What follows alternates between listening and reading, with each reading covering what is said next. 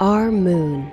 It seems so close in the night sky, but getting there is really hard. But what if there was a way to change that? Only a few nations have successfully landed on the moon.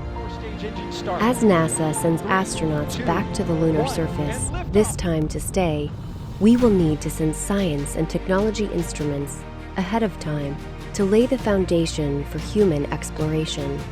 To make this happen, NASA is helping establish a commercial lunar economy. For the first time ever, there will be commercial delivery services to the moon. We are enabling American companies to send our payloads to the lunar surface for us. These delivery services will expand our capabilities for exploration, radically increasing the amount of science we can achieve.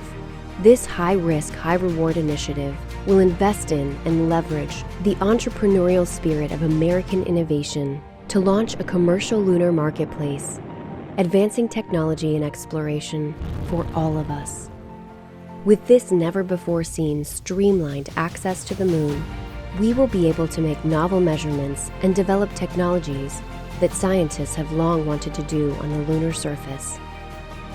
And as this new industry matures, this commercial delivery service for NASA and other customers could expand beyond the moon to other destinations in our solar system, and we can learn to live on another world because we are explorers.